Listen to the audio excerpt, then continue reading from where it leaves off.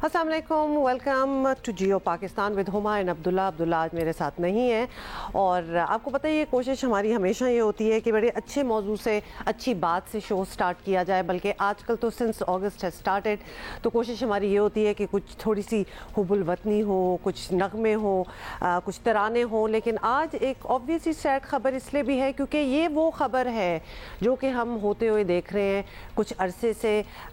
हमारे यहाँ ट्रेनों का और रेलवे स्ट्रक्चर जो एक बन चुका है, जो इतनी बुरी हालत हो चुकी है और उसको अपग्रेड नहीं किया जा रहा, इसलिए हमें ऑलमोस्ट यकीन होता है कि हर कुछ महीने बाद कोई ना कोई बुरा हादसा हो सकता है। और वो ही हुआ कल नवाबशाह के करीब ट्रेन के खौफनाक हादसे में 31 अफराद जाँ बहक हुए हैं। और इस किस्म की जब खबर आती है तो दोबारा से एक दफ़ा याद आता है कि भाई Y aunt be concentrating on that. 80 से ज़ायद ज़ख्मी भी हुए हैं। हज़ारा एक्सप्रेस कराची से पिंडी जा रही थी और ज़िला सांगड़ में सरहारी रेलवे स्टेशन के करीब ट्रेन की 10 बोगियाँ उलट गईं। Can you imagine? जब आप इसके विजुअल्स ही देखते हैं तो एक ऑलमोस्ट आप को यकीन नहीं आता कि इसमें सिर्फ 30 या 31 हलाकतें हुई होंगी, क्योंकि देख के लगता है कि यहाँ कोई बचा नहीं होगा, कोई बच ही नहीं सकता जब 10 बोगियाँ जो हैं वो ही उलट पुलट जाएं।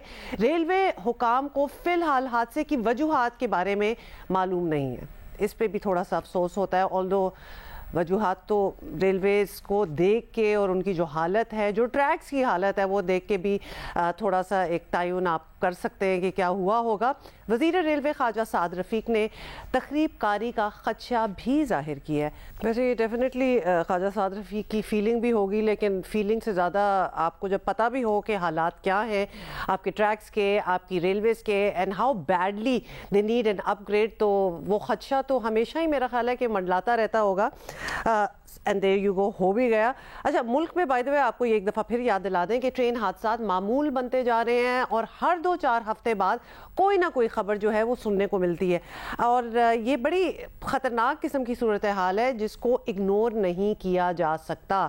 सो वी आर ऑल होपिंग। अभी साद रफ़ीक साहब का तो ये कहना था कि 3-4 दिन रह गए हैं, वो बेसिकली अपने टेन्योर और हुकूमत की बात कर रहे थे, 3-4 दिन रह गए हैं। लेकिन हुएवर कम्स नेक्स्ट, ये वो जगह है, ये वो एवेन्यू है, ये वो एरिया है जिसमें ज़्यादा कोशिश अपग्रेडेशन करने की बहुत ज़रूरत है। जहाज़ के किराए तो अब आपको पता है कि अच्छे खासे खाते पीते लोग भी जो अफोर्ड नहीं कर सकते। एक रेलवे ही ऐसी सवारी है जो कि गरीब और आम तबके की किसी न किसी तरह पहुंच में है अभी तक, और ये सफ़र भी गैर महफूज रहेगा। तो अवाम कहाँ जाएंगे? खुद ज़रा अंदाज़ा करें आप। आए रोज़ हादसात रेलवे की अहलियत पर सख्त सवाल उठा रहे हैं। और कल ट्रेन हादसे में एक और चीज़ बड़ी वाज़ेह हो गई कि एक तो सिंध के हस्पतालों में सहूलियात सिरे से मौजूद नहीं है। मतलब अगर आप लिटरली कराची से बाहर निकलें तो लगता ही नहीं है कि ये ऑलमोस्ट कि कोई पाकिस्तान का हिस्सा है या फिर किसी की कोई तवज्जो है। और जब इस किस्म की चीज़ें, इस किस्म के एक्सीडेंट्स होते हैं तो ये चीज़ जो है ये और ज़्यादा जाहिर होती है। तो एक ये पता चला। दूसरा, ऐसे हादसात से निमटने के लिए कोई रेस्क्यू का भी बंदोबस्त जो है, कोई बहुत ही बिल्कुल प्रॉम्प्ट किस्म के कोई रेस्क्यू एफर्ट्स हो या कोई ऐसा इदारा हो जो काम कर सके, वो भी नहीं है। तो ये दो चीज़ें बहुत इंपॉर्टेंट जो हैं ये सामने आई हैं। हादसे के बाद मकामी अफराद मदद के लिए दौड़ पड़े ऑब्वियसली इर्द गिर्द, जब उन्होंने देखा कि क्या हादसा हुआ है। और ज़्यादातर मकामी लोगों ने ही जो इंजर्ड थे उनको मुख्तलिफ हस्पतालों में दाखिल कराया। अमदादी ट्रेन जो थी वो पहुँचने में घंटों लगे, तो उसका भी कोई नामो निशान नहीं था कि कब आएगा। Thank God for the people who are living in those areas के उन्होंने ज़ख्मियों को बचाया और उनको अस्पताल लेके गए। ये ज़रा कुछ एरियल व्यू आप देख लें। और मैं कहती हूँ कि जब लोग आजकल ट्रेनों में सफ़र करते होंगे तो वो यही सोचते होंगे कि शायद पहुँच जाए, शायद नहीं, क्योंकि हालात इतने बुरे हैं। हमारे कॉरेस्पॉन्डेंट हमारे साथ हैं अली नईम, उनसे बात कर लेते हैं। और अली नईम, सबसे पहले तो ज़रा जो ज़ख्मी हैं उनके हवाले से बताएं कि ज़ख्मियों की तादाद क्या है, किस नौइयत की। एक होता है ज़ख्मी हो जाना कि कुछ खराशियाँ आ जाना, ये ट्रेनें उल्टी हुई देख के तो लग रहा है कि काफ़ी बुरी हाल होगा। तो कहाँ कहाँ एडमिटेड हैं इर्द गिर्द? जी बिल्कुल, ट्रेन हादसे के अंदर ट्रेन हादसे के अंदर जो अफराद जख्मी हुए हैं उन्हें नवाबशाह के अस्पतालों के अंदर दाखिल किया गया है। इसके अंदर काफ़ी लोगों के बारे में तादाद सुनने में आ रही है कि जिनकी हालत जो है वो तशवीशनाक है। इस हवाले से हमारे पास जो लिस्ट हमारे पास सामने आई है अब तक नामों के साथ जो फहरिस्त सामने आई है वो तकरीबन 47 लोग हैं, लेकिन इंतजामिया की जानिब से यही बताया जा रहा है कि इन लोगों की तादाद तकरीबन 60 से 70 है और इस हादसे के अंदर जाँ भाग होने वाले अफराद की तादाद 30 बताई गई है अब तक। अगर हम ट्रैक के हवाले से बात करें तो ट्रैक के तकरीबन 18 घंटे बाद डाउन ट्रैक से अब ट्रेनों की आमदोरफ्त का सिलसिला शुरू हो गया है और अब ट्रैक मेरे अकब में हमारे कैमरामैन उसामा तलत आपको दिखा सकते हैं कि अब ट्रैक की जो है मरम्मत का काम जारी है। गैंगमैन्स जो हैं वो इस टाइम जो ट्रैक है उसको ठीक करने के लिए, उसको हमवार करने के लिए यहाँ से पत्थर हटा रहे हैं क्योंकि ट्रेन इसके अंदर धंस गई थी तकरीबन और तकरीबन 300 से 400 फुट का जो टुकड़ा है ट्रैक का, अब ट्रैक का बुरी तरह से मुतासिर हुआ है। ये सूरत हाल है इस वक्त अब ट्रैक की और डाउन ट्रैक से जो है वो ट्रेनों को गुजारा जा रहा है। इस अब अली नईम, अब आपको लगता है कि ये पहले जिक्र भी करें जी अली नईम, अब आपको लग रहा है जो ट्रैक को जल्दी जल्दी ठीक भी किया जा रहा है कि इसके ऊपर मजीद कोई ट्रेन आ सकती है या फिर इसको कोई सीरियस ओवरहॉल और मुरम्मत की ज़रूरत है या फिर इसी तरह ही ठीक हो जाएगा? देखिए, अगर इस ट्रैक की बात करें जो कि सक्खर डिवीज़न के अंदर आता है, नवाबशाह रोडी से अगर हम बात करें हैदराबाद तक की, तो इस सेक्शन के ऊपर हादसा तकरीबन अगर हम देखें माजी में तो तवातुर के साथ होते रहे और सबसे ज़्यादा हादसा यही हो। माजी में अगर हम हादसा की बात करें, चाहे वो सांगी के अंदर हो, चाहे वो गोटकी के अंदर हो, तो डिरेलमेंट की अगर बात करें तो कभी कोटली में डिरेलमेंट होती है। अभी 2 दिन पहले ही पडीदन के मकाम पे भी डिरेलमेंट हुई है। डिरेलमेंट तो इस सेक्शन के ऊपर तकरीबन मामूली बन चुकी है और हम हर दफ़ा ऐसे ही लगता है हम किसी बड़े हादसे का इंतज़ार कर रहे हैं, लेकिन इस सेक्शन को जो है मुकम्मल तौर पर ठीक नहीं किया जाता है। लोगों की यही शिकायत है कि इस ट्रैक की क्या वजूहात हैं कि सिंध के अंदर हैदराबाद से लेके रोडी तक का जो सेक्शन है या रोडी से आगे तक का जो सेक्शन है सक्कर डिवीजन में जो आता है, इसको क्यों ठीक नहीं किया जाता है? क्यों यहाँ पर ट्रेनें जो हैं वो डिरेलमेंट का शिकार होती हैं? क्यों यहाँ पर हादसा होते हैं? इसको थॉरोली देखने की ज़रूरत है और इस ट्रैक को ठीक करने की ज़रूरत है। मैं आपको एक चीज़ और भी यहाँ पर बताना चाहूँगा, अगर आप मुझे थोड़ा सा वक्त दें। जी अली नहीं, बताइएगा। यहाँ पर अगर हम बात करें जी वफाकी वजीर रेलवे ख्वाजा साद रफीक साहब कह रहे हैं कि तकरीबकारी है या टेक्निकल फॉल्ट है, वो उनकी बात अपनी जगह, लेकिन हमने यहाँ पर एक चीज़ और भी देखी गुज़िश्ता रोज़ जो हम पॉइंट आउट भी कर रहे हैं कि ट्रैक को दो ट्रैक होते हैं, उनको मिलाने के लिए जो फिश प्लेट का इस्तेमाल किया जाता है वो फिश प्लेट होती है। एक ट्रैक की एक जानिब जो इस्तेमाल की जाती है वो तकरीबन 1.5 से 2 इंच तकरीबन मोटी होती है और वो दोनों साइड पे लगती है। लेकिन जो हमने गुज़िश्ता रोज़ देखा उस फिश प्लेट पे फिश प्लेट जो है उसकी जगह पे लकड़ी का गुटका लगा हुआ था और उसके ऊपर एक पतली सी जो है स्टील की एक चादर लगा के उसको नट बोल्ट से कसा गया था।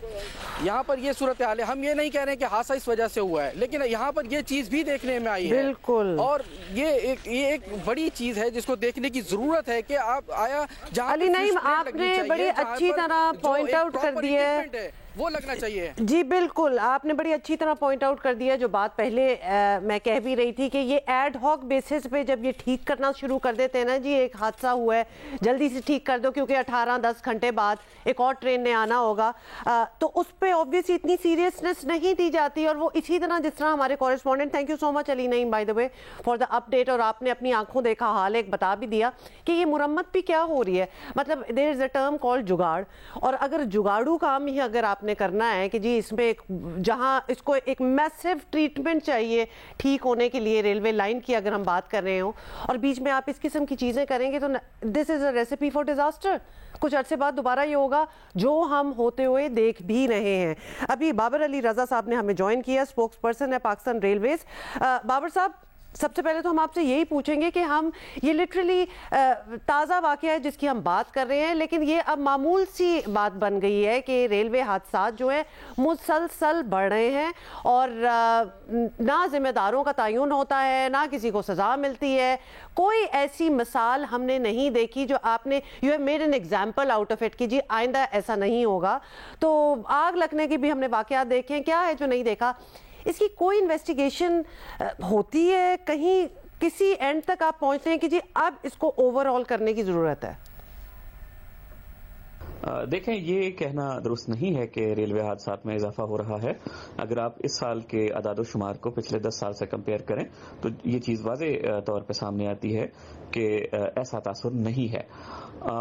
अलबत्ता इससे कतई नज़र ये एक इंतहाई अफसोसनाक वाक़या है और इसके इंशाल्लाह जिम्मेदारों का तयन किया जाएगा और अगर कोई गफलत का मुर्तकिब पाया गया तो उसको इंशाल्लाह करारे वाकई सज़ा मिलेगी।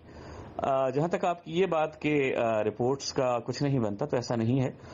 कई मौके पे ऐसा हुआ है कि लोगों की गफलत सामने आई है तो उनको चार्जशीट भी किया गया है, लोग जेलों में भी गए हैं और नौकरियों से भी गए हैं। तो जहां तक आप ये कह रहे हैं कि आग लगने वाले वाकये की रिपोर्ट, तो उसकी रिपोर्ट मुकम्मल हो चुकी है, वजारत रेलवे में मौजूद है। जैसे ही वजारत उसकी अप्रूवल देगी तो इंशाल्लाह हम आपके सामने रखेंगे। चलें, आपने तो डिनाई कर दिया कि ये इतने ज़्यादा भी नहीं हो रहे और सारे वाक़यात पे ही आपने, ऑल्दो ये भी सच बात है और ये हकीकत है कि खौफ आता है, मजबूरी ना हो तो रेलवे में एक्चुअली हमारी जो रेलवेज़ के हालात हैं उसमें कोई सफ़र ना करे, that is also a reality. Anyway, आगे चलते हैं। ये बताएं कि हादसा हो जाना तो ऑब्वियसली एक अफसोसनाक बात है ही, लेकिन उसके बाद भी जाँ बहक होने वालों और ज़ख्मियों की एक शिकायत सामने आती है और वो ये है कि रेलवे की जानिब से इंश्योरेंस रकम जो है वो एक तो बहुत कम है और दूसरा हासिल करना भी बहुत मुश्किल है। तो ये इससे आप इत्तफाक एटलीस्ट करेंगे कि ऐसा तो हो ही रहा है? देखिए, जानी नुकसान का तो मदावा किसी सूरत नहीं किया जा सकता, उसकी कीमत भी कोई नहीं होती। अलबत्ता जो रेलवे की पॉलिसी है वो जख्मियों को 50,000 से लेकर 3 लाख तक अमाउंट दी जाती है उनकी कंडीशन के मुताबिक, जबकि जाँ बहक अफराद के जो लवाहिकीन हैं उनको तकरीबन 15 लाख रुपए जो है अमाउंट वो दी जाती है। तो इंशाल्लाह हम इस पॉलिसी पर जो है अमल पैरा होंगे और जो जख्मी हैं और जो वफात पा चुके हैं उनके लवाहिकीन को जो उनके ड्यूज बनते हैं एज पर पॉलिसी, वो इंशाल्लाह फर्स्ट प्रायोरिटी पे दिए जाएंगे। चलिए, इन प्रिंसिपल तो ऑब्वियसली देना है, लेकिन क्या वो लोगों को मिल रहा है कि नहीं मिल रहा, वरना लोग शिकायत क्यों करेंगे? फाइनली बाबर साहब ये भी बता दें कि फ्यूचर की चले बात कर लेते हैं कि ऐसे हादसात ना हो, ये यकीनी बनाना का कोई बंदोबस्त किया गया है आप लोगों की तरफ से कि हम we are trying all our best कि इस किस्म के इंसिडेंट्स ना हो? आपको हुकूमत से कुछ चाहिए या ऐसे वसाइल हैं कि खुद गारंटी दे सकते हैं कि आइंदा ऐसा हादसा नहीं होगा? देखिए, पाकिस्तान रेलवेज पूरी कोशिश करता है कि अपने मुसाफिरों को महफूज तरीन सफ़र फराहम करे। हमारा अज़म, हौसला और डेडिकेशन इस बात की गारंटी है कि हमारी जो मेहनत है उसमें कोई कमी या कोताही नहीं है। हम पूरी कोशिश में होते हैं कि किसी तरह का कोई हादसा ना हो। जब एक मकाम से दूसरे मंजिल तक कोई मुसाफिर पहुंचता है तो इससे ज्यादा खुशी की क्या बात हो सकती है हमारे लिए, और इससे ज्यादा क्या दुख हो सकता है कि जब एक हादसा इस तरह का रूनुमा हो जाए। ये कौन चाहेगा कि इस तरह हो? तो हमारा जितने भी महदूद वसाइल हैं तो उसमें हमारी पूरी कोशिश है कि हम दिन रात एक कर दें और दिलो जान से इस चीज को इंश्योर करें कि महफूज सफर मुसाफिरों का हो। तो कोशिश होगी कि अगर कोई खुदा न खास्ता अगर कोई इस तरह का लूप होल निकला तो उसको इंशाल्लाह पूरा किया जाएगा।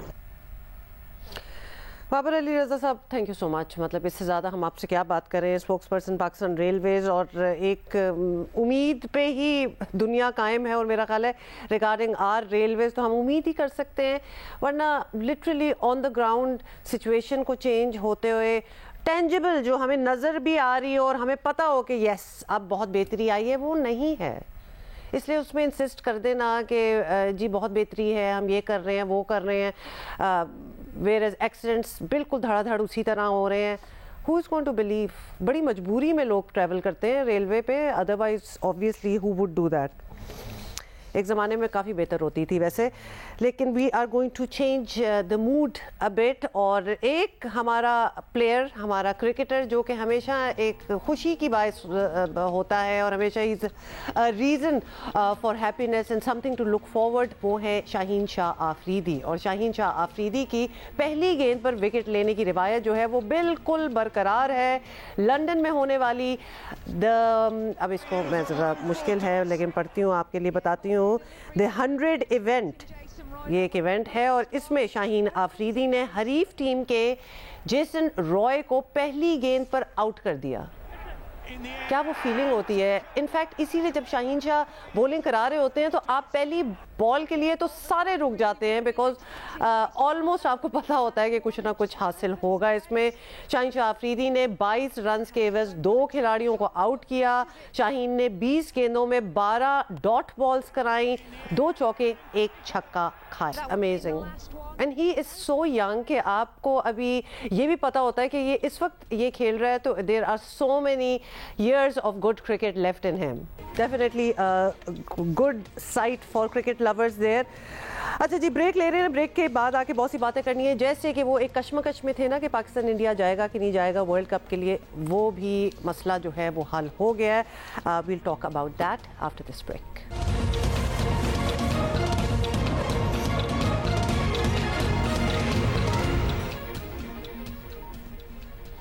Welcome back, thank you so much for your tweets. अच्छा जी, एक चीज़ जिस पे हम ज़रूर जिक्र इसलिए करना चाहते हैं कि ये ऑलमोस्ट एक जोक बन गया है। अगर आप बाज़ारों में आजकल जाए ना, ख़ास तौर पे ये जो एक लॉन सेल सीज़न होता है हमारा, लॉन बाय द वे एक कपड़ा है, if you are not from Pakistan, तो गर्मियों का एक कपड़ा है, उस पर जब सेल लगती है तो ऐसा कोई रौला पड़ता है, ऐसी कोई लड़ाइयाँ, फड्डे, वेपन्स, असले निकल आते हैं, आपको देख के नहीं लगेगा कि हमारे यहाँ कोई इकोनॉमी के कोई इश्यूज चल रहे हैं, because everybody it seems has a lot of money to buy a lot of things. ये हुआ जी फैसलाबाद में, आपको साथ विजुअल्स भी दिखा रहे हैं, और ये ऑलमोस्ट एक कॉमन प्रैक्टिस हो गई है फैसलाबाद में। एक स्टोर पर लॉन की सेल के दौरान बहुत कुछ देखने को मिला। कपड़े देखते हुए ख़वातीन आपस में लड़ पड़ी और ख़वातीन की जो ऑब्वियसली टकरार थी गालम गलोच तक पहुंच गई, हाथापाई तक बात पहुंच गई, और ख़वातीन के साथ साथ उनके जो मर्द रिश्तेदार आए हुए थे वो भी लड़ाई में कूद पड़े और एक दूसरे पर खूब जूते और मुक्के बरसाए। और उसके बाद फिर ऑब्वियसली आपको पता है कि यू हैव टू शो कि कौन हु मीन्स बिजनेस, तो असला भी बीच में निकल आया। ये दिस इज़ अनबिलीवेबल। ये हम almost on a regular basis जो है ना ये देखना स्टार्ट हो गए हैं। हमाद अहमद हमारे कॉरेस्पॉन्डेंट हमारे साथ हैं, because we want to know कि ये हो क्या रहा है। हमाद, हमें ज़रा बताइए कि क्या हुआ था एग्जैक्टली, और पुलिस को भी बीच में पढ़ना पड़ा, ज़रा डिटेल दें। जी, ये वाकया कुछ इस तरह से पेश आया है कि 4 रोज़ कबल कपड़ों के एक मारूफ ब्रांड की सेल लगी और इनका स्टोर जो जड़ावाला रोड पर कारोबारी मराकज़ में मौजूद है, वहाँ पर सुबह सवेरे ही खवातीन का रश लग गया और स्टोर के अंदर जो खवातीन है वो अपने पसंदीदा सूट जो है हासिल करने में मगन हो गई। इस दौरान जो 3 खवातीन हैं जिनका एक फैमिली से तल्लुक था, वो एक रैक पर सूट पसंद कर रही थी कि एक और खातून वहाँ पर पहुंची और उन्होंने भी वहाँ से सूट सेलेक्ट करना शुरू कर दिए। इसी बात पर उनके माबैन तू तकरार से बात नौबत जो है वो लड़ाई तक पहुंच गई, हाथापाई हुई और खवातीन जो है वो आपस में गुत्थम गुत्था हो गई और ये जो स्टोर है वो मैदान जंग का मंजर पेश करने लगा। बात यहाँ तक नहीं रुकी, उसके बाद इन खवातीन के जो रिश्तेदार हैं, मर्द हजरात भी इस लड़ाई में कूद पड़े और वहाँ पर एक दूसरे पर जूते बरसाते रहे। काफ़ी देर तक ये लड़ाई होती रही। वहाँ पर खौफ हरास फैल गया। द कंपेल में खवातीन खौफ के आलम में बाहर निकली। इस दौरान एक शख्स की जानब से पिस्टल भी निकाल लिया गया, जिसको मौका पर मौजूद अफराद ने मौका पर उसको पकड़ लिया। ताहम इससे काफ़ी खौफ फैल गया। इतला मिलने पर पुलिस मौका पर पहुंची और मौका से जो है 7 अफराद को हिरासत में ले लिया, जिनमें 6 अफराद का तल्लुक एक फरीक से था जबकि एक शख्स जो है वो दूसरे फरीक से था। और इन 7 अफराद के खिलाफ थाना मदीना टाउन में मुकदमा दर्ज कर लिया गया। और अब ये इस मुकदमे की ये सूरत हाल है कि जो गिरफ्तार तमाम अफराद हैं वो जमानतों पर रिहाई पा चुके हैं। और पुलिस का ये कहना है कि जब तफ्तीश को आगे बढ़ाने का मामला शुरू हुआ तो अब इन फरीकैन के माबैन सुलह सफाई की बातचीत चल रही है। This is unbelievable. मतलब कि अंदाज़ा करें कि कपड़ों के पीछे आपको पिस्टल निकालनी पड़ जाए, मतलब इतनी लड़ाइयाँ हो रही हों। क्या हो गया है हमारे, मतलब बर्दाश्त तो ख़त्म ही हो गया है। औरतें जो हैं वो लड़ रही हैं, एक दूसरे को गालियाँ दे रही हैं for what a pair of shalwar kameez? Sir reasoning आप चेक करें। और वैसे जिस तरह मैं बात कर रही थी, इतने पैसे कि इकोनॉमी तो बूम करनी चाहिए, जितनी शॉपिंग के लिए धड़ाधड़ फैमिलीज जो निकली हुई हैं, ऑब्वियसली चलो ठीक है सेलें लगी हुई हैं, लेकिन थोड़ा सा बर्दाश्त होना चाहिए। आई कांट बिलीव कि आप लोग घर से निकलते होंगे, आप लोग क्या जो भी निकलता होगा तो वो मरने मारने को तैयार होगा जी, आज हम कपड़े लेने जा रहे हैं और या तो आज हम विल बी सक्सेसफुल या फिर हम शहीद हो जाएंगे इस मिशन में। तो प्लीज़ पहले काम हमारे टेंशन्स और रौले हैं कि इन चीज़ों में भी पड़ जाएं, जैसे कि एक टेंशन अभी जिसकी हम बात कर रहे हैं और हुआ वही बाय द वे जिसके बारे में इम्कानात जाहिर किए जा रहे थे। तोशाखाना केस में चेयरमैन पीटीआई को 3 साल सज़ा हुई, 5 साल के लिए नाअहल भी हुए और इस वक्त बाय द वे वो अटक जेल में और उनकी कानूनी टीम रिहाई के लिए कोशां है, लेकिन छुट्टी की वजह से वकला की कल उनसे मुलाकात ना हो सकी। चेयरमैन पीटीआई की गिरफ्तारी के बाद उनकी जमात के मामला जो हैं वो शाह महमूद कुरैशी ने संभाल लिए, जैसे कि वो पहले प्री डिसाइडेड था और उन्होंने वकला को मुलाकात का मौका ना मिलने पर एतराज़ उठाते हुए कहा है कि वकालतनामे पर चेयरमैन पीटीआई के दस्तखत नहीं होंगे तो अपील कैसे फाइनल कर सकते हैं, which is actually valid point. और उससे पहले तोशाखाना केस में एडिशनल सेशन जज हुमायूं दिलावर ने अपने फैसले में लिखा है कि चेयरमैन पीटीआई ने तोशा खाने से तहाइफ हासिल किए, असासों की जाली तफसीलात जमा कराई, सरकारी खजाने से फ़वाइद जो हैं वो हासिल किए, मगर उसे जानबूझकर छुपाया। वो बग़ैर शक व शुबात जो है वो बददयानत बेसिकली साबित हुए हैं, ये उनका कहना था। तोशाखाना रेफरेंस के तहत पिछले साल अक्टूबर में आपको याद होगा इलेक्शन कमीशन ने चेयरमैन पीटीआई को नाअहल करार दिया था। अदालती फैसले के बाद इमरान खान के पास हाई कोर्ट और फिर सुप्रीम कोर्ट में अपील करने के ऑप्शंस मौजूद हैं, which of course they are going to avail. Arfa Firoz Zaki हमारे साथ हैं, हमारे कॉरेस्पॉन्डेंट, ज़रा कुछ चीज़ें हैं उनसे पता करते हैं। अरफा सबसे पहले तो ये बता दें, तोशाखाना केस का फैसला आ गया है और चेयरमैन पीटीआई जो है अब जेल में है। इस फैसले से मुतालिक एक वजाहत कर दें कि एग्जैक्टली किस बुनियाद पर सज़ा जो है वो सुनाई गई है, बिकॉज इतनी टेक्निकलिटीज़ हैं कि हम समझना चाहते हैं कि ये सज़ा किस वाले के लिए है। तोशाखाना कवानीन की खिलाफ वर्जी या असासे छुपाने पर ये डिवीज़न बताएं। जो तोशाखाना केस था चेयरमैन पीटीआई के खिलाफ, जिसमें उन्हें 3 साल कैद और 1 लाख रुपए जुर्माने की सजा सुनाई गई है, ये एसेट्स के हवाले से केस था और इसमें जो शिकायत करनेंदा थे उन्होंने इलेक्शन एक्ट 173 और 167 सेक्शंस के तहत जो है वो शिकायत दायर की थी और इसमें साफ यही लिखा था कि चेयरमैन पीटीआई ने जो अपने असासाजात हैं वो डिक्लेयर नहीं किए थे। अब ये इसमें इनकम टैक्स के भी गवाहान पेश किए गए थे एक्यूज की जानिब से, लेकिन उसको अदालत ने यही कहकर रद्द कर दिया था कि चूंकि ये एसेट्स का केस है तो आप इनकम टैक्स के गवाहान जो है वो कैसे अदालत के सामने ला सकते हैं। अब इसको ब्रीफली अगर इन शॉर्ट अगर थोड़ा सा एक्सप्लेन करते चलें तो ये 4 साल का था, जो फाइनेंशियल ईयर से 4 साल के, उस पर शिकायत करनेंदा ने अपने जो है वो शवाहिद पेश किए थे और उन्होंने ये कहा था कि इन तमाम जो साल हैं उसमें चेयरमैन पीटीआई ने जो तहाइफ लिए थे बैरून मुल्क से वो उन्होंने जाहिर नहीं किए और ये इस वजह से करप्ट प्रैक्टिसेस के मुर्तकिब होना ही नहीं चाहिए। और जब जो मुल्जिम का इस पे स्टांस था वो ये था कि जो मैंने तहाइफ लिए थे वो मैंने बेच दिए थे, कट ऑफ डेट से हमने बेच दिए थे, तो इसलिए उनको जाहिर जो है वो हमने नहीं किया फॉर्म बी में, जबकि फॉर्म बी में जो है जितने भी अच्छा ठीक है अरफा, ये बात तो समझ आ गई। अब बताएं कि पीटीआई लीगल टीम की कोशिश है कि ऑब्वियसली उनके चेयरमैन की जमानत और नाअहली भी ख़त्म हो जाए जल्द अज जल्द, तो क्या फोरम है उनके पास अपील वगैरह के लिए?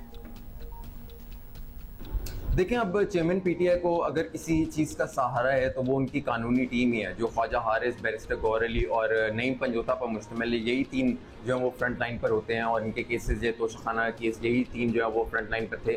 और अब कानूनी टीम पर ये अब डिपेंड करता है कि वो कितनी जल्दी चेयरमैन पीटीआई को जेल से रिहा करवाने पर में जो है वो कामयाब होते हैं।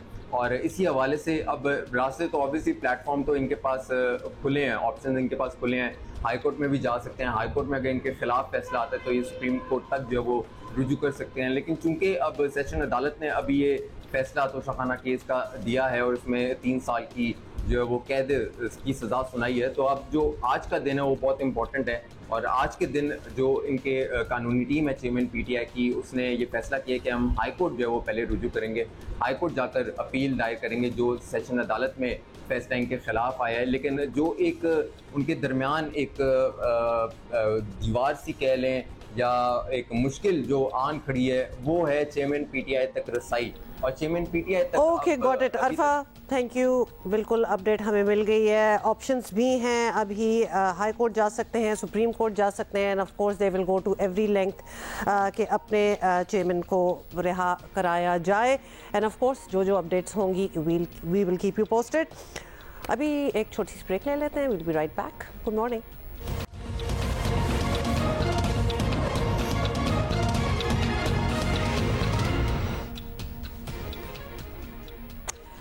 Welcome back. अच्छा जी, एक और मौका है सिंध के मुख्तलिफ अजला में 7 रोज़ा पोलियो मुहिम का आगाज़ जो हो रहा है वो आज से हो रहा है, बिल्कुल आज से ही हो रहा है और ये चलेगा टिल द 13th ऑफ अगस्त।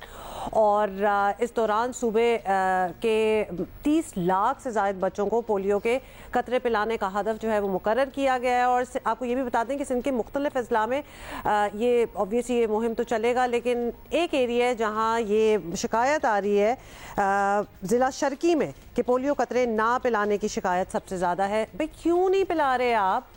अब क्या आपको असलियत बतानी पड़ेगी कि क्या हमारे यहाँ हो रहा है? पूरी दुनिया में पोलियो ख़त्म हो गया और हमारे यहाँ स्टिल है। पाकिस्तान दुनिया के उन चंद मुल्कों में शामिल है जहाँ पोलियो वायरस अब भी बच्चों को मुतासर कर रहा है। वैसे आई एम सॉरी, ये ज़रा थोड़ी सी हमें शर्म आ जानी चाहिए। ये वो चीज़ है बड़ी आसानी से ख़त्म की जा सकती है, लेकिन बल्कि इस जहनीत का क्या किया जाए जो कि पोलियो से मुतालिक गलत और बेबुनियाद फैलाई गई अफवाहों से निकलने को तैयार ही नहीं है। In this day and age भाई थोड़ी सी स्टडी और रिसर्च खुद भी कर लें तो ये आपको भी समझ आ जाएगी कि इसमें कोई बुराई नहीं है except it's going to save your children. तो लिहाजा प्लीज़ करें। अच्छा, और दूसरी चीज़ जिसके बारे में हमने बात करनी है और हम करते रहते हैं, इट इज़ सो सैड कि पोलियो टीमें जो हैं वो आज भी अपनी जान हथेली पर लिए बच्चों को कतरे पिलाती हैं। और एक बड़ा अफसोसनाक वाक़या जो रिसेंटली हुआ है, बल्कि 2 दिन पहले ही हुआ है, वो कोयटा में इंसदादे पोलियो टीम पर फायरिंग से 2 पुलिस एहलकार जो हैं वो शहीद हो गए। दिस इज़ अनबिलीवेबल कि अभी भी ये हो रहा है कि कोई आपके मोहल्ले, आपकी गली, आपके इलाके में आए पोलियो के कतरे पिलाने और आप उस पर फायरिंग कर दें। वो आपके बच्चों को बचाने के लिए आ रहे हैं और आप उनके साथ ये सलूक कर रहे हैं। खैर, इसमें वो पोलियो पिलाने वाले जो एहलकार थे वो तो बच गए, लेकिन पुलिस निशाने पे आ गई। Doctor Shahzad Baig, national coordinator polio eradication program, हमारे साथ हैं, काफ़ी बार हमारे शो पे आते भी रहते हैं और बहुत सी हम खैर उनसे बातें कर चुके हैं। डॉक्टर साहब, पाकिस्तान कई सालों से पोलियो के ख़ात्मे के करीब है और करीब ही रहता है, लेकिन मुकम्मल ख़ात्मा नहीं हो पाया। एक बार फिर वैक्सीनेशन टीम जो है वो निशाना बनी है लोगों का। तो इस तरह मुहिम आगे किस तरह चलेगी? कोई आइडियाज़ हैं आपके पास कि लोग अब समझ जाएं इस बात को? जी, ये पाकिस्तान पोलियो प्रोग्राम को इस वक्त सबसे बड़ा चैलेंज यही है कि नंबर 1 कि हम जो साउथ केपी के जिसमें बन्नू डिवीजन्स और डेरा इस्माइल खान डिवीजन के 6 अजला हैं, वहाँ पे वायरस सर्कुलेट कर रहा है और हम वहाँ से ख़त्म करने में कामयाब नहीं हुए।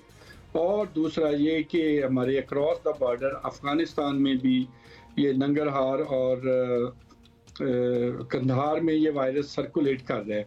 इस वजह से साउथ केपी के अलावा पेशावर, खैबर, कोयटा, कराची, लाहौर, रावलपिंडी, ये जो बड़े डिस्ट्रिक्ट्स हैं जहाँ पे पॉपुलेशन मूवमेंट फ्राम इन इलाकों से पॉपुलेशन मूवमेंट बहुत ज़्यादा होती है और अफ़गानिस्तान के से भी बहुत ज़्यादा होती है, इन ख़तरों इलाकों में वायरस के फैलने का बहुत ज़्यादा ख़तरा है। लेकिन डॉक्टर साहब, अटैक्स ऑन पोलियो टीम्स वो भी जारी हैं साथ साथ, जो कि बहुत ही अफसोसनाक बात है। तो अब इन मसाइल का हल आपके दिमाग में क्या है? मतलब आप क्या एडवाइस करेंगे? क्योंकि पोलियो मुहिम ख़त्म नहीं की जा सकती और जारी रखना भी आसान बिल्कुल नहीं है, तो किस तरह आगे बढ़े?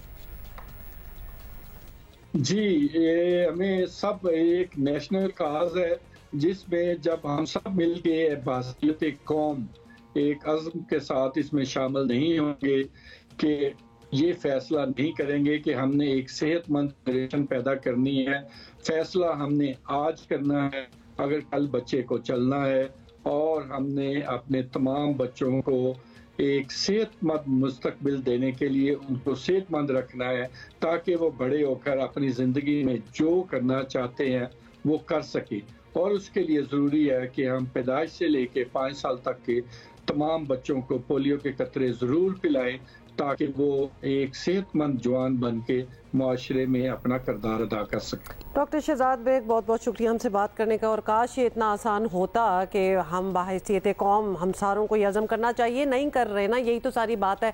मैं चाहूँगी कि वो पेरेंट्स जो अपने बच्चों को कतरे इस बहुत सी वजहों से नहीं पिला रहे, क्या कभी ऐसा एग्जाम्पल हमने देखा है कि कोई शख्स जिसको बचपन में पोलियो हो गया हो वो बड़े होकर अपने माँ बाप का शुक्रिया अदा करे कि बहुत शुक्र है कि आपने जी हमें पोलियो के कतरे नहीं पिलाए थे और आज देखें हम इधर पड़े हुए हैं? मतलब कुछ कोई अक्ल, थोड़ी सी कोई स्टडी करें इस बारे में and get over this nonsense के क्या आपको बताया जा रहा है ये तो करना ही करना है। प्लीज़ पोलियो के कतरे पिलाएं। मुहिम स्टार्ट हो रही है सिंध में फ्रॉम टुडे। थोड़ी देर में मिलते हैं।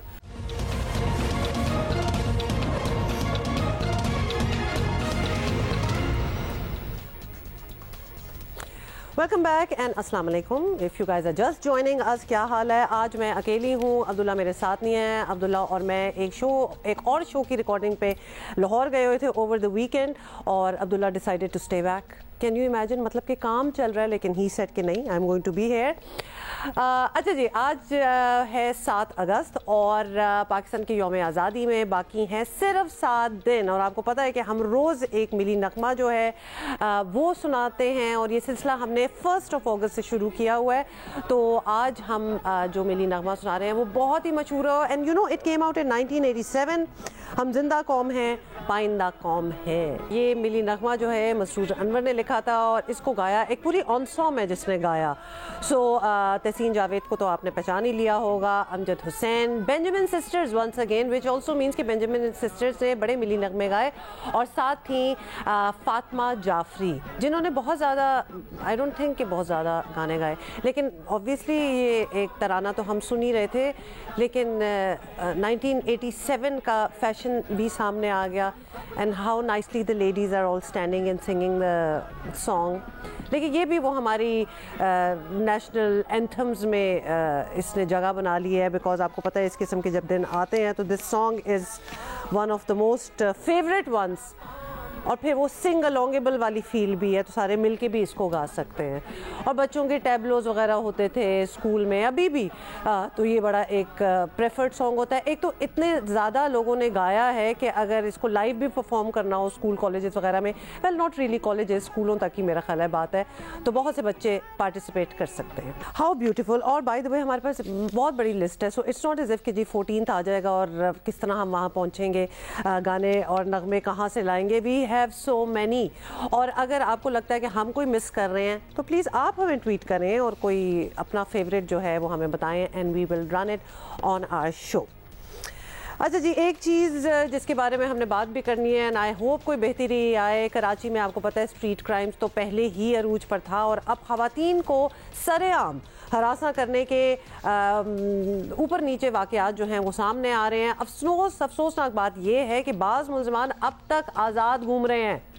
अब इस बात पे बड़ा ही गुस्सा चढ़ता है, और ये जी कुछ चीज़ें हम आपको सामने दिखा रहे हैं, हालांकि बहुत सी ऐसी चीज़ें यकीनन जो ख़वातीन हमें देख रही होंगी इस वक्त ये शो, उन्होंने खुद भी एक्सपीरियंस की होंगी, लेकिन ये वो चीज़ें हैं जिनके बारे में कोई बात नहीं करता, बात पर आई गई हो जाती है। But these have been caught on CCTV। अब ऐसा मालूम हो रहा है कि सिंध हुकूमत ने सूबे के तमाम बड़े दाखिली और खारजी रास्तों के लिए एक जामे और मरबूत सिक्योरिटी सिस्टम जो है वो मुतारिफ कराने का फैसला किया है। सिंध स्मार्ट सर्वेलेंस सिस्टम से सिंध के दाखिली और खारजी यानी एग्जिट एंट्री रास्तों की मौसर निगरानी की जाएगी। जदीद कैमरों की ऑब्वियसली वो लगाए जा रहे हैं ऐसे लोकेशंस पे, इन जगहों पे चेहरों की शनाख्त होना बहुत ज़रूरी है। पिछले कुछ हादसात में हमने देख लिया, अगर चेहरा वाज़ेह ना हो तो फिर पकड़ना बहुत मुश्किल हो जाता है। First phase of safe city है, ये ग्रो करेगा और इसके लगने से मुझे यकीन है कि इंशाल्लाह क्रिमिनल के लिए बहुत तकलीफ़ होगी, वो उनकी ट्रैवलिंग बहुत मुश्किल हो जाएगी और हम as a police officer, police department, इंशाल्लाह हमारा जो काम है वो आसान हो जाएगा। हमारा काम आसान हो जाएगा मतलब पहले भी तो कैमरों में इतनी तस्वीरें आ ही रही हैं लेकिन उनको भी नहीं पकड़ा जा सका। साथ आपको ये बता दें कि स्मार्ट सर्वेलेंस सिस्टम जो है ये Karachi command and control centre से मुंसलिक होगा। रवा साल अगस्त के आखिर तक तमाम टोल प्लाजास इस सिस्टम से मुंसलिक हो जाएंगे। लेकिन क्या ये सिर्फ एंट्री एग्जिट पे ही लग रहा है कि और जगहों पे भी होगा? काशिफ मुश्ताक हमारे कॉरेस्पॉन्डेंट हैं, आज स्टूडियो में हमारे साथ हैं। काशिफ, वो जो 3 किस्से थे ना जिनका हम अपडेट आपसे लेते रहते हैं, एक शख्स तो पकड़ा गया था, पिछले हफ्ते ही मैंने बात कर ली थी, 2 अभी तक ऑब्वियसली पकड़े नहीं गए और एक तो भाग भी गया होगा जिसके मुंह पे मास्क था। ये जो सिस्टम लगाया जा रहा है इससे आपको लगता है कोई बेहतरी आएगी, कुछ शनाख्त होगी इन क्रिमिनल्स की? हुमा, बहुत शुक्रिया। बिल्कुल ऐसा ही है कि इससे बहुत ज़्यादा मदद मिलेगी। सबसे पहले हम आपको बताएं कि सिंध भर में 40 टोल प्लाज़ा हैं जहां ये लगाए जाने हैं। एक पर जो है वो लगाया गया है और उसको चेक किया गया है तो काफ़ी अच्छा ये करामद हो रहा है। इसके गुज़िश्ता रोज़ जो है इफ्तिताह भी कर दिया गया है। ना सिर्फ ये टोल प्लाज़ा पर होगा बल्कि कराची के जो मेन पॉइंट्स हैं, जैसे हम नुमाइश सुरंगी ले लें, शारा फैसल जहाँ से स्टार्ट होता है मेट्रोपोल, यहाँ ये कैमराज लगाए गए हैं। इनकी फुटेज से अगर कोई गाड़ी गुजरती है, वो गाड़ी के अंदर बैठे हुए जितने भी शख्स हैं उनके चेहरे, अच्छा, वो तमाम तर लोग इसमें शनाख्त किए जा सकेंगे। गाड़ी का अगर आपके पास गाड़ी कोई और है, उस पर नंबर प्लेट कोई और लगी हुई है और उसका कलर कुछ और है, तो ये तमाम तर चीज़ें इस सिस्टम के अंदर बताई जाएंगी कि इस गाड़ी इस कलर की नहीं थी, इस पर नंबर प्लेट किसी और गाड़ी की लगी हुई है। और गाड़ी के साथ साथ जो लोग इसमें बैठे होंगे उनकी शनाख्त के हवाले से ये नैनो सेकंड्स के अंदर जो है वो सॉफ्टवेयर जो है उसको अपडेट करेगा और अपडेट करके कमांड एंड कंट्रोल रूम तक बताएगा। अच्छा, उसके बाद इसकी अगला लाएअमल क्या होगा? हमने जब पुलिस हुकाम से ये जानने की कोशिश की तो उनकी जानिब से बताया गया कि फौरी तौर पर वायरलेस सिस्टम के तहत अगर कोई मशकूक शख्स या मशकूक गाड़ी कहीं से गुजरती है तो उसको अगर बताना जो होगा तो फौरी तौर पर 15 पे कॉल करके भी बताई जा सकती है। जबकि कमांड एंड कंट्रोल रूम जिस रूट पर वो गाड़ी चल रही होगी उस रूट पर जो भी नाका लगा होगा या जो भी पुलिस चौकी मौजूद होगी तो वहाँ तक उनको भी बताया जाएगा कि यहाँ से ये फ़लाँ गाड़ी है और इसका ये फ़लाँ नंबर है और ये इस तरह है। अच्छा, इसको हमने ये जानने की कोशिश की क्या ये सिस्टम जो है वो नादरा से इंटरलिंक है, तो इसको भी कोशिश की जा रही है कि नादरा से इंटरलिंक, चूँकि इसके अंदर ना कुछ डेटा डाला गया है, उस डेटा को चेक किया जा रहा है। अब उसको अगर नादरा से इंटरलिंक कर देंगे तो बहुत ज़्यादा डेटा जमा हो जाएगा, मतलब फिर वो तेज़ भी हो जाएगा ना, फौरन पता भी चल जाएगा कि लोग हैं कौन। बिल्कुल। अच्छा, ये सिर्फ स्ट्रीट क्राइम के लिए हमें करामत साबित नहीं होगा बल्कि इससे भी एडवांस होगा, क्योंकि जब हम कराची में स्ट्रीट क्राइम की बात करते हैं तो पुलिस ये कहती है कि मंशियात के आदि अफराद या जो मंशियात इस्तेमाल करते हैं वो स्ट्रीट क्राइम में ज़्यादा मुलविस हैं। फिर जब मंशियात पे बात करते हैं तो वहाँ से पता चलता है कि मंशियात कराची में बनाई नहीं जाती है, किसी और सूबे से आती है। अच्छा, इसी तरह जो गाड़ियाँ हैं वो कराची में जो चोरी या छीनी जाती हैं वो सिर्फ कराची में फ़रोख्त नहीं होती हैं, वो यहाँ से दूसरे सूबों में चली जाती हैं। तो उनके एग्जैक्ट और एंट्रेंस जो पॉइंट हैं वहाँ गाड़ियों की रोकथाम के लिए ये अच्छा इकदाम होगा।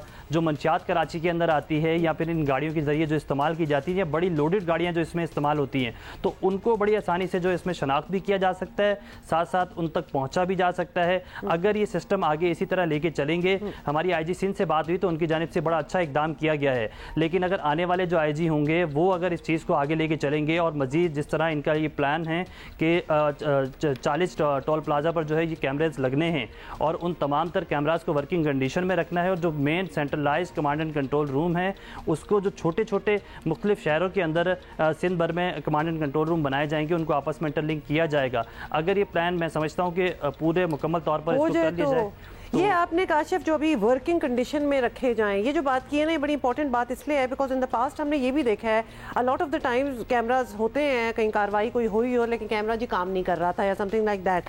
अब पास्ट एक्सपीरियंस से बताएं कि हमने पहले भी जो बड़ी धूम मचाई थी कि जब कैमरे वगैरह लगे थे, a lot of them are not in good condition. तो जब हमने उनकी इतनी कोई देखभाल नहीं की, उनको इतना उस तरह यूटिलाइज नहीं किया जो करना चाहिए था, तो इनके साथ उम्मीद कैसे रखें ये जो नए कैमरे लग रहे हैं? अच्छा, इसके लिए हमने जब उनसे सवाल किया तो हमें ये पता चला कि ये एक थर्ड पार्टी प्रोजेक्ट है थर्ड पार्टी को इसकी मेंटेनेंस, इसकी क्लियरेंस और इसकी तमाम तर चीज़ें दी गई हैं। बाकायदा इसमें सिर्फ सिंध पुलिस के आईजी सिंध नहीं मुलविस हैं, बल्कि उसके साथ साथ जो एडिशनल आईजी कराची हैं, एडिशनल आईजी सीटीडी हैं, उनको बाकायदा इसकी निगरानी के लिए पूरा सिस्टम दिया गया है।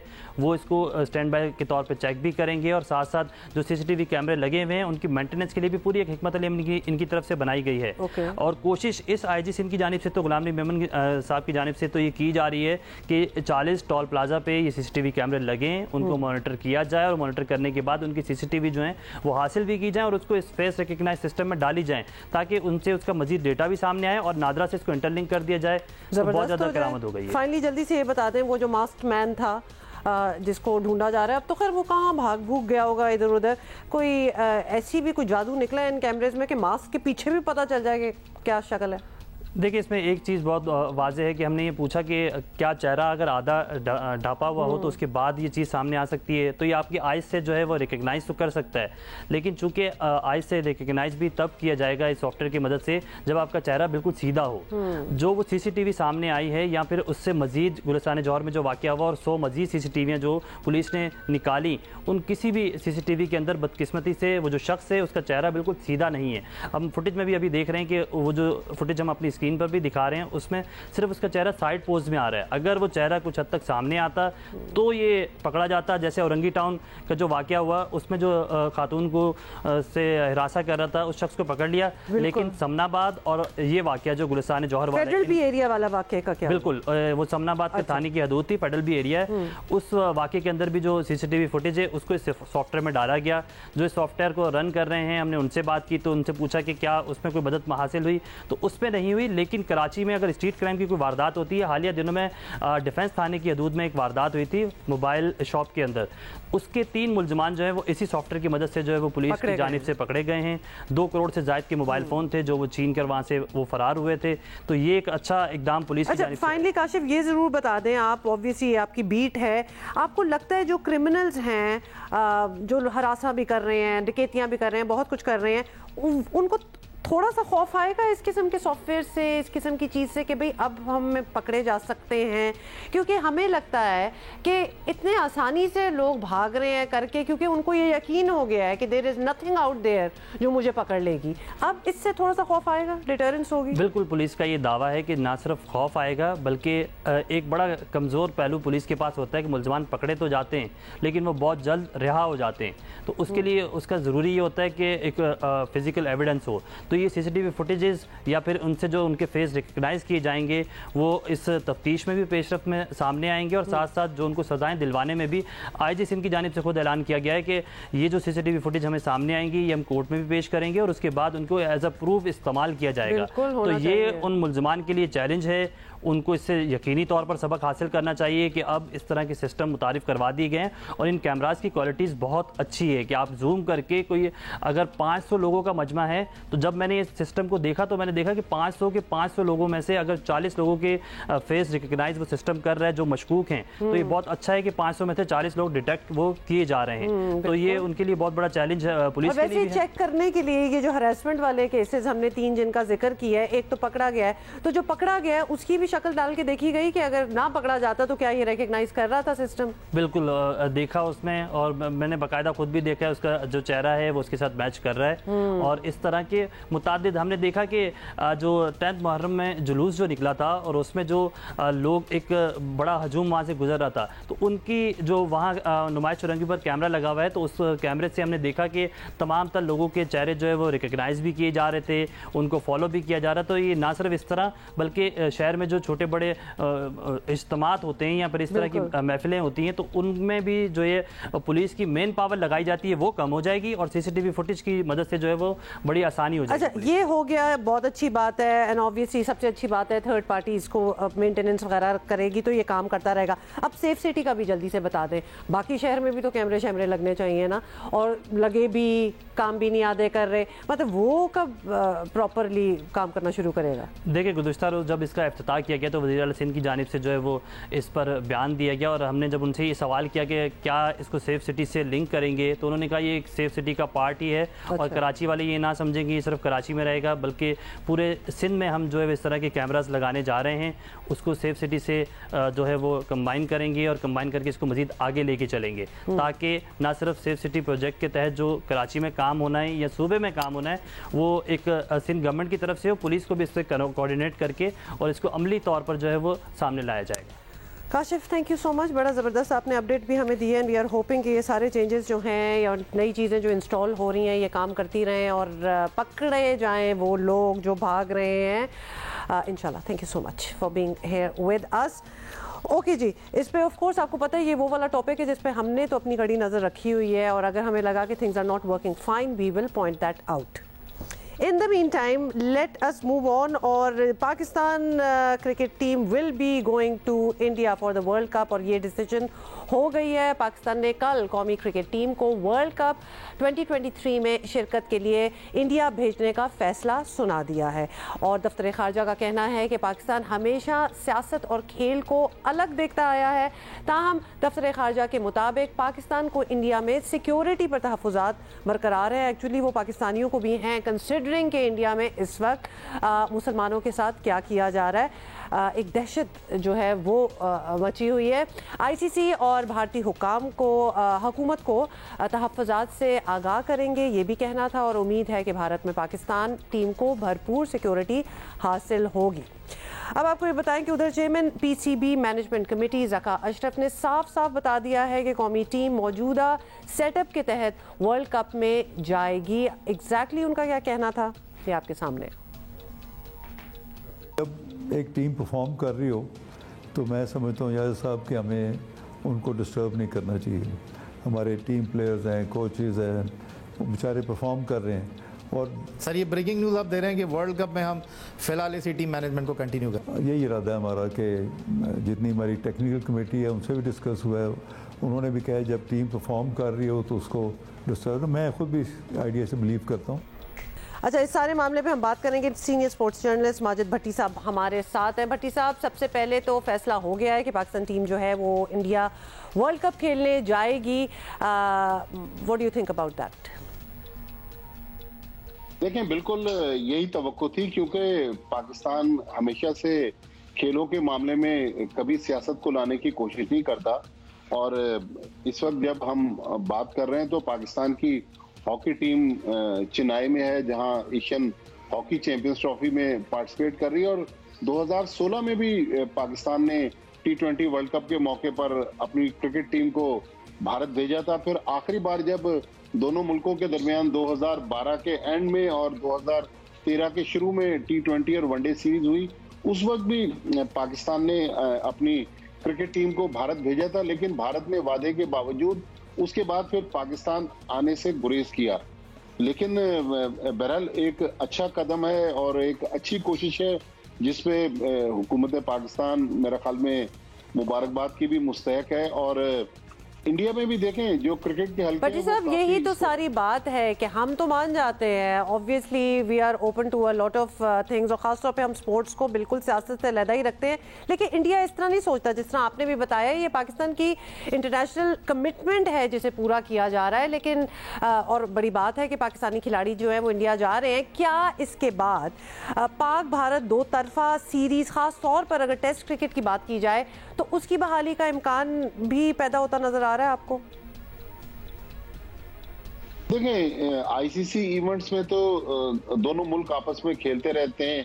एशिया के लेवल पर जो टूर्नामेंट्स होते हैं, एशिया कप वगैरह, उसमें भी खेलते हैं। लेकिन जब तक मेरे ख्याल में सियासी मामलात जो हैं वो नॉर्मलाइज नहीं हो जाते, तो मुझे तो मुस्तकबिल करीब में पाकिस्तान और भारत के दरमियान दो तरफा सीरीज का इम्कान नजर नहीं आ रहा। हालांकि आखिरी बार जब 2007 में पाकिस्तान टीम ने भारत का दौरा किया था तो उस वक्त वहां पर बीजेपी की हुकूमत थी। तो अब देखना यह है कि क्या भारत जो दो तरफा सीरीज के मामले में, पाकिस्तान तो हमेशा से हाथ बढ़ाता रहा है, लेकिन भारत की तरफ से सियासत को खेल के साथ मुंसलिक किया जाता है। लेकिन अगर हम आज की बात करें तो मुझे तो कोई इम्कानात इसके नजर नहीं आ रहे। अच्छा चले भट्टी साहब, अब बात करते हैं नए हफ्ते में पीसीबी के मुतवक्के नए फैसलों पर, और उनमें सबसे अहम तो खिलाड़ियों के नए कॉन्ट्रैक्ट्स हैं, उनका मामला है। अच्छा, जिसमें पैसा तो बहुत दिया जाएगा लेकिन T20 लीग्स खेलने पर काफ़ी बंदिशें होंगी, तो आपकी नज़र में सब खिलाड़ियों के लिए ये फैसला काबिल कबूल होगा? बिकॉज वो भी बड़ा ज़रिया है उनके लिए नए एवेन्यूज़ ढूंढना, and of course money matters. देखिए, ये पाकिस्तान क्रिकेट बोर्ड ने जो मामलात सेंट्रल कॉन्ट्रैक्ट्स के हवाले से तय किए हैं, उसमें वीडियो लिंक पर जब पाकिस्तान की टीम श्रीलंका में टेस्ट सीरीज खेल रही थी, तो पाकिस्तान के खिलाड़ियों के साथ क्रिकेट बोर्ड के हुक्काम ने बहुत सारी मीटिंग्स की हैं, उनके मुतालबात भी कुछ माने, कुछ अपने मुतालबात भी मनवाए हैं। तो मेरे ख्याल में ये कुछ ले कुछ दे की बुनियाद पर ये सारे मामलात तय हुए हैं। वो जो इंटरनेशनल लीग्स के हवाले से खिलाड़ियों को नुकसान हो रहा है, उसका कुछ उन्होंने अजाला करने की कोशिश की है कि उनके सेंट्रल कॉन्ट्रैक्ट्स में पैसे बढ़ाएं। लेकिन इसके बावजूद मेरे ख्याल में प्लेयर्स क्रिकेट बोर्ड के सामने शायद इतने खुलकर बात नहीं करते, लेकिन जब ऑफ द रिकॉर्ड आप उनसे बात करते हैं तो उनको तो तशवीश है कि लीग्स की तादाद कम की जा रही है। लेकिन देखें, पाकिस्तान पहला मुल्क नहीं है, भारत तो अपने प्लेयर्स को अलाउ नहीं करता, इंग्लैंड और ऑस्ट्रेलिया भी कम एनओसी देते हैं। तो मेरे ख्याल में नेशनल ड्यूटी जो है उसकी इंपॉर्टेंस है। ये मेरी नजर में तो पाकिस्तान क्रिकेट बोर्ड अच्छा फैसला कर रहा है कि क्योंकि खिलाड़ी इंसान है, ज़ाहिर है मशीन नहीं है, उनका वर्कलोड मैनेज करना बहुत जरूरी है। तो ने इस साल जितनी एनओसीज दी हैं, मेरे ख्याल में ये मुनासिब नहीं है। अब नए सेंट्रल कॉन्ट्रैक्ट्स की जो असल पिक्चर तो हमें उसी वक्त पता चलेगी जब कॉन्ट्रैक्ट्स सामने आएंगे। लेकिन अभी तक जो इतनी मीडिया में खबरें रिपोर्ट हुई हैं, मैं क्रिकेट बोर्ड के साथ जाना पसंद करूंगा। डेफिनेटली भट्टी साहब, पीसीबी तो अच्छा फैसला ही कर रहा है, national duty definitely comes first, लेकिन वो ही बात है कि how do the players feel about it. अच्छा जी, थैंक यू माजिद भट्टी साहब फॉर बीइंग विद अस। हम ले रहे हैं एक छोटा सा break, and by the way we are getting your tweets, और आपको हमारे मिली नगमे जो हैं वो बहुत अच्छे लग रहे हैं। Good, please send us what you would like to listen to.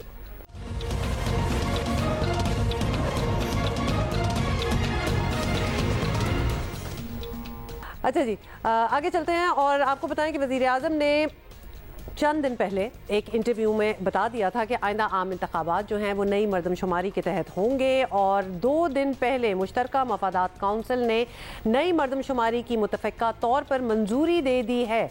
कल वज़ीर आज़म ने जलसे में 9 अगस्त को असम्बली तोड़ने का ऐलान कर दिया था। पहले ये देख लें। मैं 9 तारीख को अपनी हुकूमत यानी असम्बली को डिसॉल्व कर दूंगा। अगर आपने नवाज शरीफ को अगले इलेक्शन में दोबारा जिताकर वज़ीर आज़म मुंतखब करवाया, तो मैं शहबाज शरीफ आपसे वादा करता हूं कि अपने साथियों के साथ जान लड़ा दूंगा और दिन रात काम करूंगा। पाकिस्तान की हालत हम मिलकर 5 सालों में बदल देंगे। अच्छा, ये भी आपने सुन लिया एक दफ़ा फिर। असेंबली तहलील होने की तारीख तो सामने आ गई है, लेकिन नई मरदमशुमारी की मंजूरी के बाद बज़ाहिर यही लग रहा है कि इलेक्शन अगले साल फरवरी में पहले मुमकिन, उससे पहले मुमकिन नहीं। यस, बिल्कुल ऐसा ही होगा, because it's going to take time. कानूनी माहिरीन के मुताबिक नई मरदमशुमारी की मंजूरी के बाद इलेक्शन कमीशन नई हल्का बंदियाँ कराने का कानूनी तौर पर पाबंद है, और इसमें काफ़ी टाइम लग सकता है। और अब ये समझा जा रहा है कि निगरान वज़ीर आज़म के लिए ऐसी शख्सियत की ज़रूरत है जो कम अज़ कम 6 महीने तक मुल्क को संभाल सके, और इसलिए इस पर गैर मामूली गौर जो है वो भी हो रहा है। कुछ नामों से वज़ीर दाखिला राना सनाउल्लाह ने पर्दा उठाया है। जरा देखें क्या नाम था। शेख का नाम है कि नहीं, ये जो शॉर्ट लिस्ट हुए लोग उनमें? जी, शॉर्ट लिस्ट में तो नाम उनका है हुआ। और जो शॉर्ट लिस्ट किए गए नाम, उसमें साबिक रिटायर्ड जज भी हैं सुप्रीम कोर्ट के? जी, बंदे उनमें यानी तमाम जो सेगमेंट ऑफ सोसाइटी है उसमें से है, लेकिन फैसला जो है वो मेरा ख्याल है कि मंगल बुध तक जो है वो सामने आ जाएगा, नाम अनाउंस हो जाएगा। अच्छा, आपको पता है ना, दिन बिल्कुल कम रह गए, क्योंकि वज़ीर आज़म के ऐलान के बाद अब परसों कौमी असम्बली का आखिरी दिन होगा, आज 7th है, 8th 9th, और अब हुकूमत के पास सिर्फ 2 दिन रह गए हैं कि उनको ये जो नाम है, what ever names they have, उनमें से एक पिक एंड चूज़ कर लें। काफ़ी हो गई है।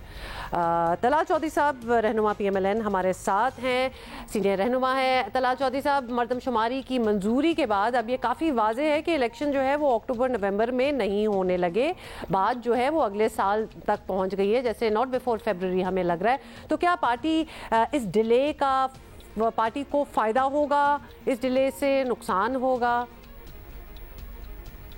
अस्सलाम वालेकुम, जियो पाकिस्तान। देखिए, मुस्लिम लीग नून का मुफाद इस बात में था कि जल्द अज जल्द इलेक्शन होते, और बात तो ये है कि हमारा जो ओपोनेंट है PTI खुसूसन पंजाब में, वो बिल्कुल ख़त्म हो चुके हैं। तो हमें तो फौरी इलेक्शन चाहिए, मगर वज़ीर आज़म पाकिस्तान ने, जो कि सदर पाकिस्तान मुस्लिम लीग नून भी हैं शहबाज शरीफ साहब, उन्होंने अपने पार्टी के मुफाद की बजाय पाकिस्तान के मुफाद को तरजीह दी। छोटी पार्टियों के जो तहफ़्फ़ुज़ात थे और छोटे सूबों के जो तहफ़्फ़ुज़ात थे वो दूर किए, और मैं समझता हूँ अपने सियासी जो अपनी पार्टी के सियासी मुफाद की बजाय पाकिस्तान के मुफाद को, छोटे सूबों को उनके तहफ़्फ़ुज़ात दूर करने के लिए उन्हें तरजीह दी है। चलिए ठीक है, ये तो खैर देखा जाएगा कि कोई फ़ायदा हो रहा है, नुकसान हो रहा है, क्या हो रहा है। लेकिन निगरां हुकूमतों की मुद्दत बढ़ती है तो बज़ाहिर ऑब्वियसली निगरां वज़ीर आज़म की अहमियत ज़रूर बढ़ जाएगी। तो अब तक जो हफीज़ शेख और एक साबिक जज का ही नाम सामने आया है, आपको लगता है कि ये शख्सियात उनसे मिलते जुलते पोर्टफोलियोज़ के लोग ही सही होंगे 6-8 महीने की निगरां हुकूमत के लिए? देखिए, वजीर आजम कोई 15 दिन के लिए हो या वो 3 महीने के लिए, वजीर आजम को कम अज कम उस पोजीशन के लिए फिट होना चाहिए। ये पाकिस्तान का वजीर आजम है और बड़ी अहम पोजीशन है, इसलिए भी क्योंकि एक इलेक्शन बहुत देर बाद एक ऐसा इलेक्शन मुमकिन बनाना है इस हुकूमत ने जो फेयर एंड फ्री हो, क्योंकि पाकिस्तान की तारीख में ज्यादातर इलेक्शन फेयर और फ्री नहीं हुए। और दूसरी, और पाकिस्तान एक मुआशी बहरान से निकलता हुआ इस वक्त लग रहा है, और शहबाज शरीफ साहब ने और पाकिस्तान मुस्लिम लीग नून ने बहुत बड़ी सियासी कॉस्ट पे की है ऐसे मुआशी बहरान से इस पाकिस्तान को निकालने के लिए। सो मुआशी एतबार से भी आने वाले जो वजीर आजम है वो उसको वो चीजें भी देखनी है। सो एक तो वो यकीनन फिट होना चाहिए, वो 15 दिन का हो या 3 महीने का या चंद महीने का हो, और दूसरी साइड पर मुआशी मामलात और फेयर एंड फ्री इलेक्शन मुमकिन बनाना भी उसी की जिम्मेदारी। सब फ़र्क तो पड़ता है, 15 दिन हो या 6 महीने हो, इट मेक्स अ डिफरेंस। लेकिन खैर आप ये बताएं कि इंतखाबात की तारीख बदलती है तो फिर जाहिर है कि नवाज शरीफ साहब को भी जल्दी वापस आने की कोई ख़ास ज़रूरत नहीं होगी और नहीं वो आएंगे। तो आपको लग रहा है कि मियाँ साहब इस बार भी सर्दियाँ जो हैं वो उनकी लंदन में ही गुजरेंगी and he is not going to come back? देखिए, मियाँ नवाज शरीफ जो हैं वो लंदन में हो या लाहौर में, पाकिस्तान की सियासत उनके गिर्द घूमती है, और पाकिस्तान के पिछले 40 साल की सियासत नवाज शरीफ और एंटी नवाज शरीफ है, और इंशाल्लाह ताला अगले आने वाले इलेक्शन में सियासी तौर पर इस पाकिस्तान को लीड करेंगे मियाँ मोहम्मद नवाज शरीफ। उनकी टाइमिंग का फैसला जमात करेगी, और जमात अभी इस पे गौर कर रही है और इसकी टाइमिंग का फैसला जमात करेगी। मियाँ नवाज शरीफ आने को हर वक्त तैयार है, वो तो उस वक्त भी आने को तैयार थे जब हमारी हुकूमत नहीं थी। ओके तलाल चौधरी साहब, थैंक यू सो मच। जमात करेगी फैसला कि वो कब आएंगे, बट जमात रियली इज़ नवाज शरीफ, तो वो खुद ही फैसला करेंगे। आ जाएं अब। खैर एनीवे, हम ले रहे हैं एक छोटी सी ब्रेक।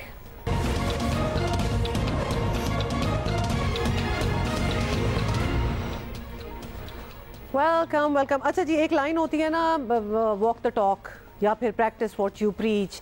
अब यही बात है जो कुछ लोग भूल जाते हैं करना, जैसे कि इंडिया के स्टार क्रिकेटर विराट कोहली, उन्हें आजकल इंडिया में सख्त तनकीद का सामना करना पड़ रहा है। और हुआ ये है कि वेस्ट इंडीज़ के खिलाफ टेस्ट सीरीज़ में बेहतरीन परफॉर्मेंस दिखाने के बाद वो प्राइवेट चार्टर्ड तैयारे में दुबई से दिल्ली पहुंचे।